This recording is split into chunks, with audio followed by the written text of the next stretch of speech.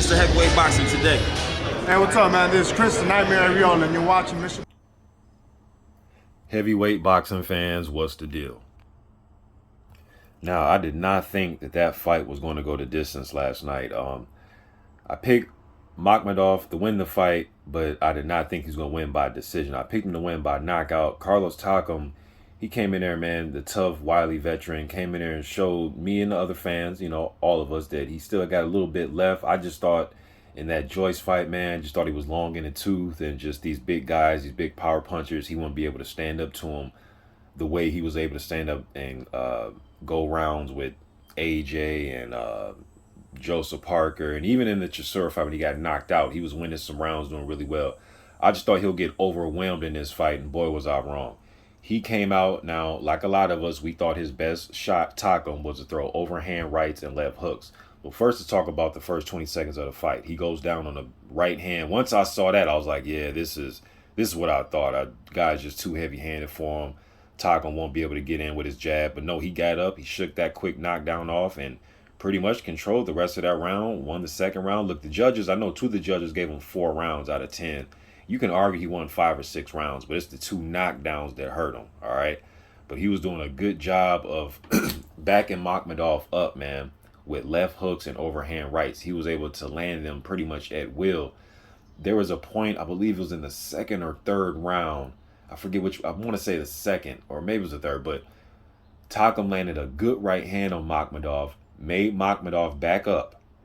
So he backed up to reset. Then Takam came forward. Makhmudov backed up again.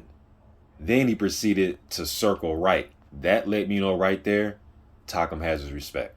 Once he backed up with that first big right hand and those left hooks, he started to get Makhmudov's respect. Now, credit to Makhmudov, he didn't fall apart. After he started to get clipped with overhand rights and left hooks, he didn't fall apart or just completely just not know what to do. He was doing a good job trying to hold on the inside.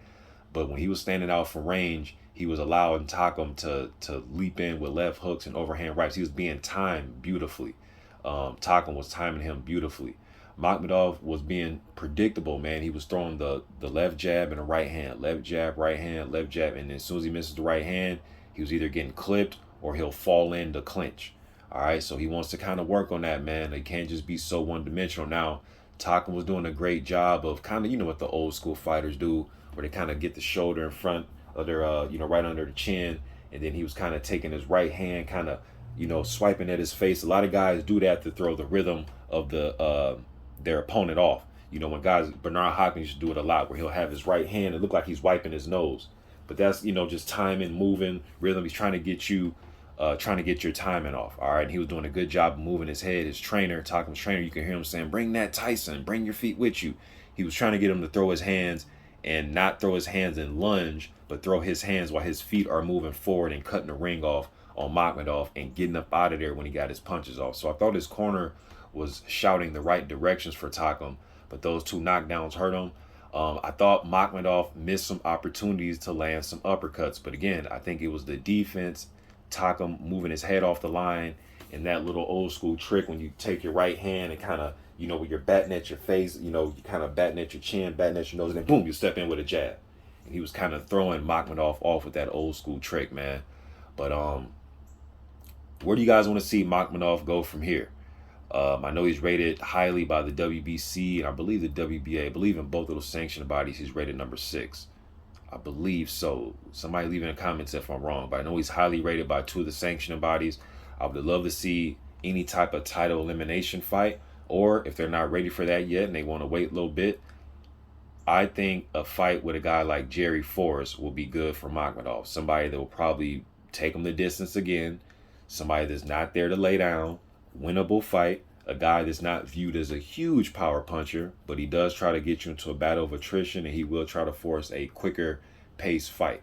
All right, some of these big guys, man, we always say it's the land of the giants. This quote new era of heavyweights, 6'7", 6'8", 260, 250. That's all great and dandy.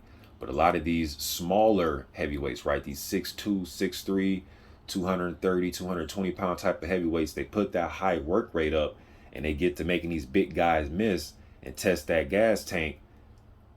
These big guys don't look so big after all, right? So I would love to see him in a fight with somebody like Forrest that's going to test his engine. You know what I'm saying? Guys like Forrest, and I know Michael Hunter has a fight coming up with Huey Fury, but those type of heavyweights where they're the smaller guys, or even like Usyk, you know, the champ right now, smaller guys, but they can force high work weights, right? And they can make their opponent miss. All right, and they let their hands go. They're not just letting you sit out there with the long jab and just line them up for right hands. All right, they're moving around, they're making you miss. And I even see the point where Takam was getting under that jab and he was backing Makhmudov up. You know what I mean? So want to see Makhmudov back in the ring. And look, even when the fight was going on, I thought Takam was controlling rounds and going to the body and circling, and he was doing a great job. There was still that element of Makhmudov's heavy hands, right? I was still kind of sitting on the edge of my seat like, man, this dude can land something big at any time. So that right hand threat, just that power punching threat, was still there. I felt it as a fan throughout the fight. Even though Takam was having some success, I was just sitting there like, man, Makhmudov landing one of them big right hands or a big uppercut, this could be over. But I thought he was missing opportunities to land an uppercut again. I thought it was Takam's head movement and defense and kind of throwing Makhmudov up. And I think Makhmudov was feeling those punches from Takam, and he started to respect Takam. Takam was making him respect him. So that's why he wasn't just coming forward throwing caution to the wind. He was getting backed up. Them shot. Hey, he's human, man. He's a big guy, but he's human. He was getting backed up. The movement was bothering him a little bit, and he respected Takam's power. All right, but he got the victory. Did what he had to do against a tough, wily journeyman. It's good that his KO streak is broke, or his KO streak, I'm sorry, is broke. Not because I'm a hater, just because look, eventually somebody's going to go the distance with you. So you might as well get that out the way now. You know what I'm saying? And just get used to it now, because you're not going to knock everybody out. Somebody's going to stand up to you. You know what I'm saying? So, and it goes with everybody. Sonny Liston, Mike Tyson, Deontay Wilder, Ernie Shaver. It goes with every of the great heavyweight power punchers. George Foreman, list goes on and on, all right? You're not going to be able to knock everybody out. So you got to have that plan B. You got to be able to use that jab. Another thing I didn't think Makhmudov was doing was doubling up his jab. I don't think he doubled up his jab enough, all right? Then when he went on the inside, he looked kind of lost. On that inside, it looked like he wanted nothing to do with an inside fight. He's the type that's going to hold and wait for the ref to break you up, and then he'll get back to boxing. Want to see him work on the inside a little bit more. I think that can probably be trouble down the road if he gets in there with somebody that wants to work with their free hand. And I thought Takam was doing that, and I was one of the judges going to give him credit. I know a lot of fans that I converse with, they don't like giving guys credit. Let's say if guys are clinching and you have your right hand free and you're still banging shots to those ribs. Now look, I understand those body shots isn't going to make somebody fall, but you're still pounding on their ribs, and they are human. That's just going to take an effect, right? Side of the ribs might start turning red, and it's going to take effect sooner or later as you break them down round by round. So I like the fact that Takam was doing that, kind of like a lost art. It's like these big guys just wait till the ref breaks them up. That's why guys like Usyk and Andy Ruiz, they can still let their hands go from close range. Joseph Parker, when he chooses to, guys like that let their hands go from close range. I think you could be very effective, especially in this era of big guys who don't really like to work as much. I know Tyson Fury is an exception, the big guy that likes to work inside, but majority of these big guys don't really like working inside. Speaking of working inside, and Makhmudov, I know he's with Top Rank. I would love to see him and big baby Jared Anderson get it on one day. You know what I mean? But who would you guys like to see Makhmudov face next? Me, I like a Jerry Forrest type of guy. If not, anybody in those sanctioned or in his rankings that he's rated in, those sanctioned bodies, I would love to see some type of title eliminated. All right? But let me know what you think in the comment section. I'm gone.